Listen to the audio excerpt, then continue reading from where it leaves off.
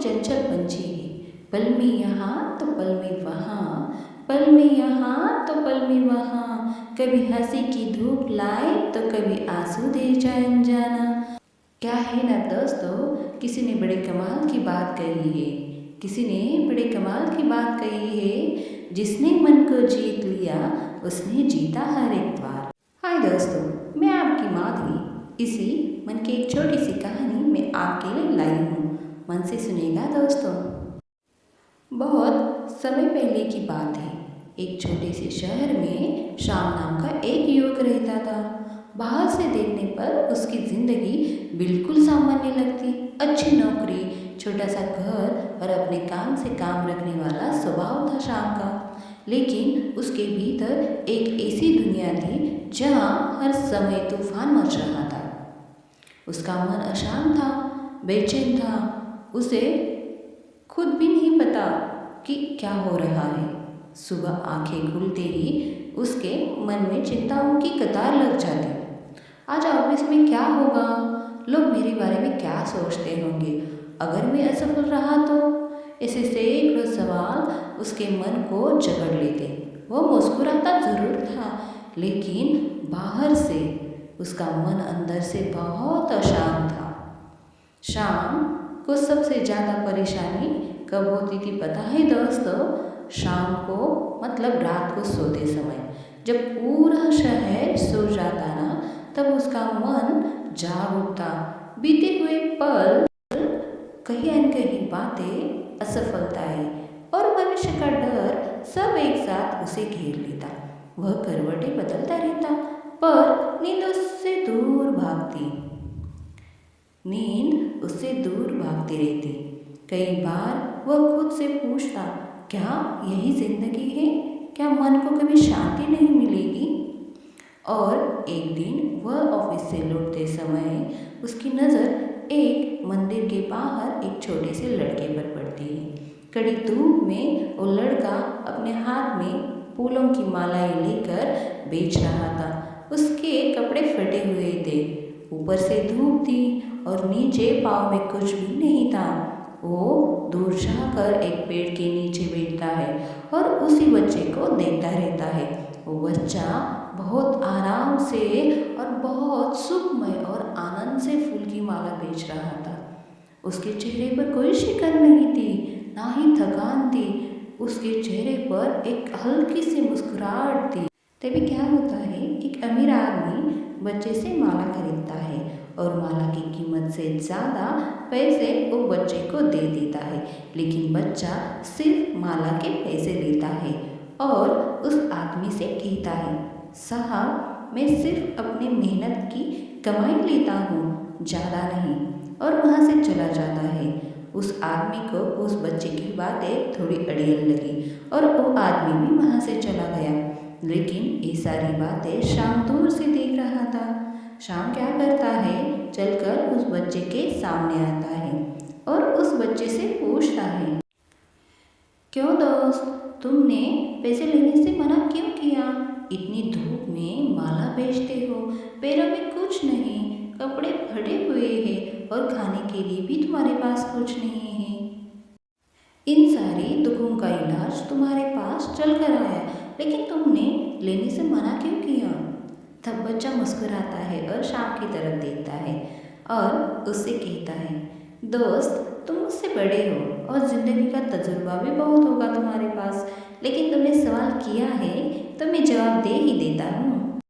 क्या है ना दोस्त, अगर मैंने लालच की पुड़िया ले लेती तो मेरा मन अशांत रहता। शाम को सोते समय मुझे नींद नहीं आती। कल भी ये मेरा मन लालच लेने के लिए मुझे मजबूर करता और मुझे ये नहीं चाहिए दोस्त। मेरे पास भी सब कुछ हो सकता है, लेकिन वो भी मेरी मेहनत की कमाई से।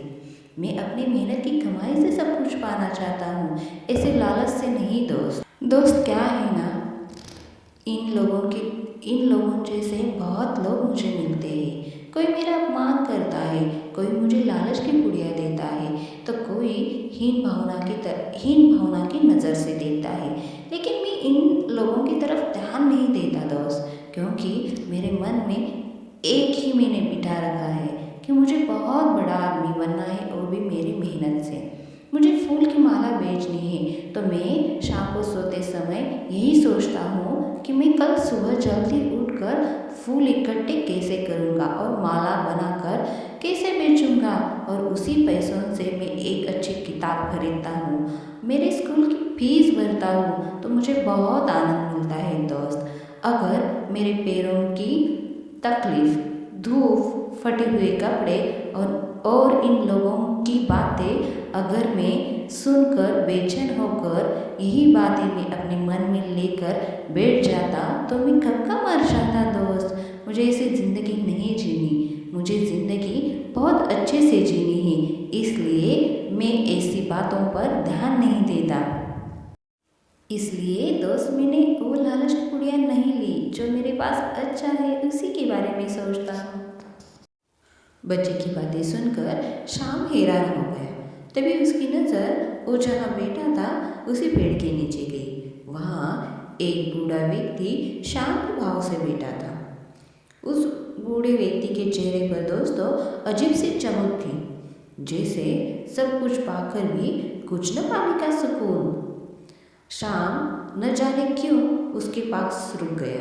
बूढ़े व्यक्ति ने उसकी आंखों में झांककर कहा, बेटा, तुम्हारा शरीर यहाँ है, लेकिन मन कहीं और भटक रहा है। शाम चौंक कर उस बूढ़े की तरफ देखने लगा और पूछा, आपको कैसे पता चला बाबा? बूढ़ा मुस्कुराया और कहने लगा, शाम, अशांत मन खुद बोलता है, बस सुनने वाला चाहिए। शाम पहली बार किसी अनजान व्यक्ति के सामने खुलकर बैठ गया। उसने अपना डर, तनाव और उलझनों के बारे में सब कुछ उस बूढ़े बाबा को बता दिया।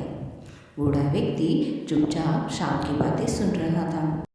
शाम की बातें खत्म हुई तो बाबा ने उससे कहा, मन एक झील की तरह होता है शाम। जब उस पर विचारों की आंधी चलती है तो पानी मटमैला हो जाता है। तुम झील को दोष देते हो, लेकिन आंधी को नहीं देते। शाम को यह बातें समझ में नहीं आई। तब बाबा ने उससे कहा, तुम अपने मन को नियंत्रण करने की कोशिश कर रहे हो शाम, जबकि मन को नियंत्रित नहीं समझने की ज़रूरत होती है। दोस्तों, अगले दिन से शाम उस बूढ़े व्यक्ति से हर रोज मिलने लगा। वह कोई बड़ा उपदेश नहीं दे रहा था शाम को, लेकिन छोटी छोटी बातें कहता, जैसे कि जो हो चुका है उसे जाने दो, जो होगा उसकी तैयारी करो, चिंता नहीं, हर विचार सच नहीं होता शाम। ऐसी बातें वो शाम को बताता हर रोज। क्या है ना दोस्तों, धीरे धीरे शाम ने एक आदत अपनाई। वह हर रोज 5 मिनट, सिर्फ 5 मिनट शांति से बैठकर अपने मन को देखता, न विचारों को रोकता, न उसे लड़ता, बस उन्हें आते जाते देखता। शुरुआत में उसका मन और ज़्यादा भाग रहा था।